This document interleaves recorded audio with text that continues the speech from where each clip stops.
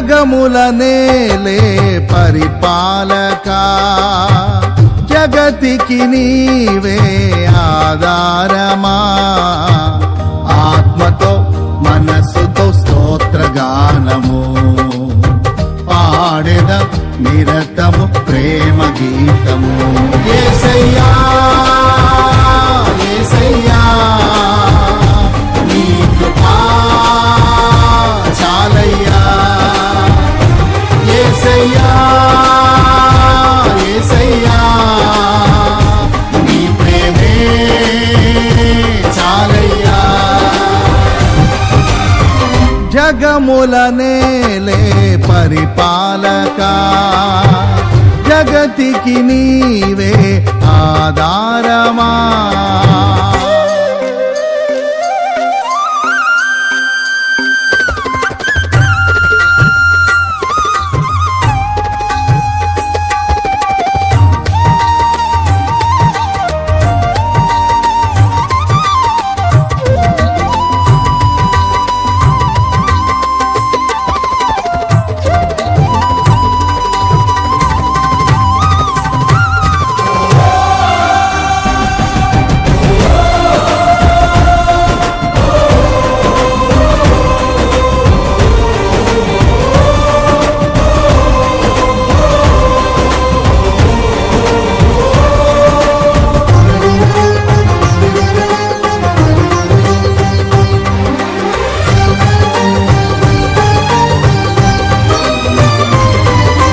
మహారాజుగా నా తోడువై నిలిచావు ప్రతి స్థలమునా.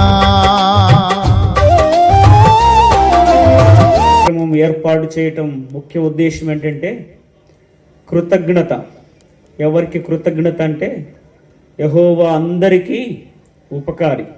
ఆయన చేసిన మేలును బట్టి జనముల మధ్య ఈ కుటుంబం కృతజ్ఞతాస్తుతులు దేవునికి చెల్లించటానికి ఏర్పాటు చేయబడేటువంటి ఈ కూడిక.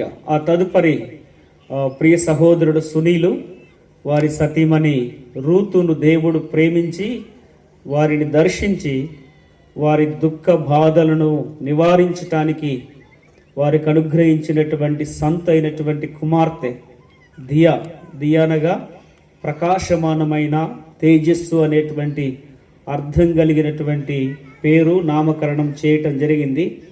ఆమె అన్నప్రాసన కార్యక్రమం 100 రక్తపు బిందువుల కలిస్తే ఒక్క పాల చుక్క అవుతుంది.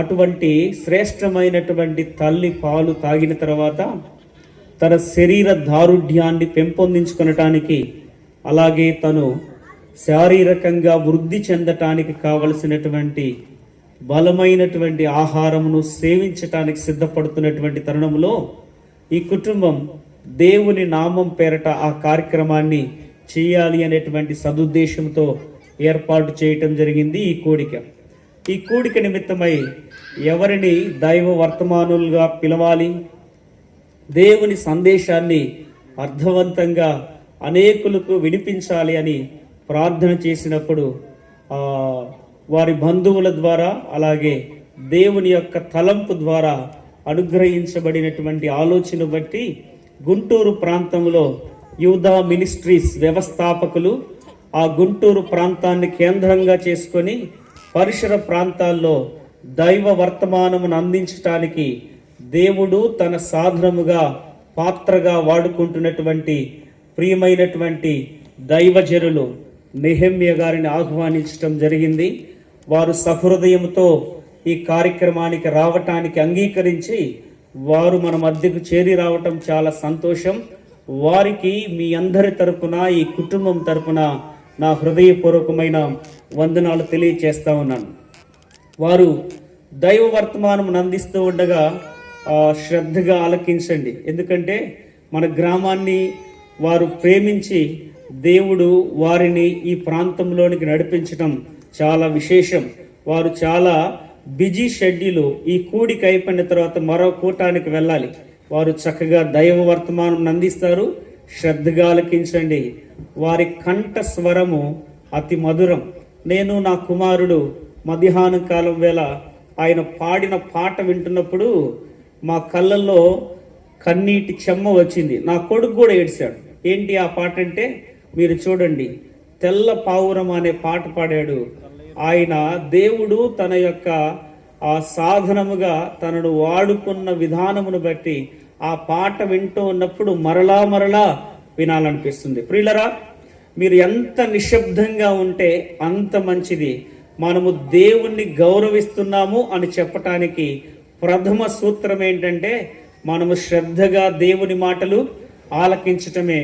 ఈ సమయంలో మన మధ్య ఆ దోర్నాల ప్రాంతంలో పరిచయం చేస్తున్నటువంటి దేవుని సేవకులు విజయ్ కుమార్ అయ్య గారు ఉన్నారు. వారు ప్రార్థన చేసిన అనంతరం సమయాన్ని దైవజనులు సహోదరులు నెహేమ్య గారికి అప్పగిస్తూ ఉండగా వారు వచ్చి ప్రార్థన చేయాలని ప్రేమతో మనవి చేస్తా ఉన్నాం. ప్రార్థన. విన్నావా, నీవు లేకపోతే బ్రతుకలేనని రాతలు చదివావా, నిన్ను చూడక ఉండలేనని మాటలు విన్నావా, నీవు లేకపోతే బ్రతుకలేనని రాతలు చదివావా, ప్రేమంటేనే తెలియని మనుషుల గారడి చెల్లెమ్మ, ప్రేమ పేరుతో మోసపోతే ఆరడి బ్రతుకమ్మ, ప్రేమంటేనే తెలియని మనుషుల గారడి చెల్లెమ్మ, ప్రేమ పేరుతో మోసపోతే ఆరడి బ్రతుకమ్మ, నీతి మారిన మనుషుల ప్రేమలో నిజమనుకోకమ్మ, ఎండమావిలో ఎన్నడు దాహం తీరని చెల్లెమ్మ, కళ్ళ ఎరుగని తెల్ల పావురమ్మ పై ఎగిరావా, కఠినమైన ఈ లోకపు పోకడ కానక ఉన్నావా, కళ్ళ ఎరుగని తెల్ల పావురమ్మ పై ఎగిరావా. దియా యొక్క అన్నప్రాసన కార్యక్రమానికి కూడి వచ్చిన మీ అందరికీ నా హృదయపూర్వకమైన వందనాలు. స్థానిక సంఘ కాపరి బలరాం గారికి చక్కగా పరిచయం. మీ భాష విధానం చాలా బాగుంది బ్రదర్, చాలా బాగా మాట్లాడారు. పాస్టర్ గారికి, వేదికను అలంకరించిన గనులైన సేవకులందరికీ నా హృదయపూర్వక వందనాలు. నన్ను ఈ స్థలానికి ప్రేమతో తీసుకుని వచ్చిన దైవజనులు, నాకు అత్యంత ఆప్తులు, ఒక తల్లి కడుపున పుట్టకపోయినా మా ఇద్దరి మధ్యలో అంత ప్రేమ ఉంటుంది. దైవజనులు విజయ్ పాస్టర్ గారికి కూడా అందరికీ వందనాలు తెలియజేస్తూ ఉన్నాను. మీ అందరికీ నా ప్రత్యేకమైన వందనాలు.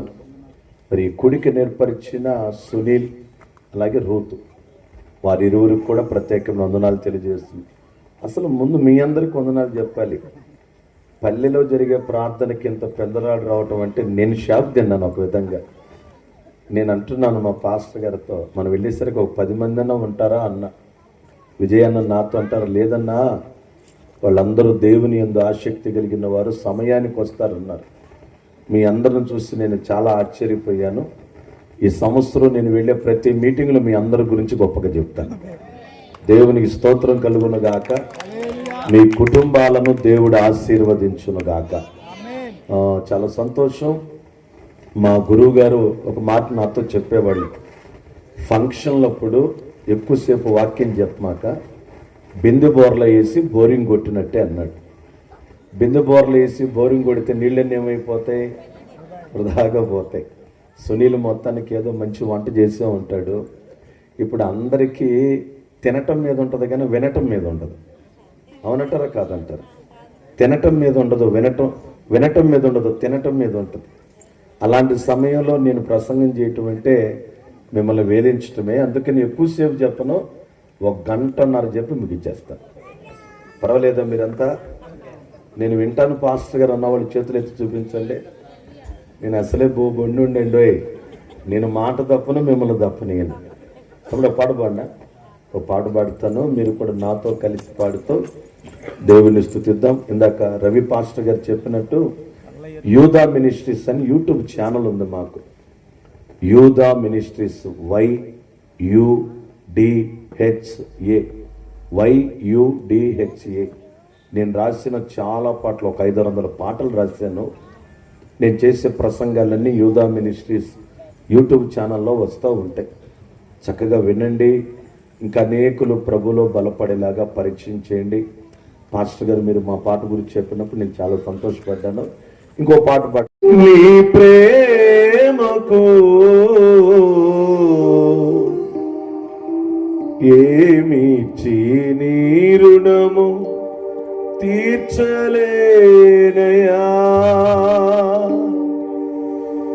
ఏమివ్వగలనయ్య నీ ప్రేమకు, ఏమిచ్చిన నీ రుణము తీర్చలేనయా.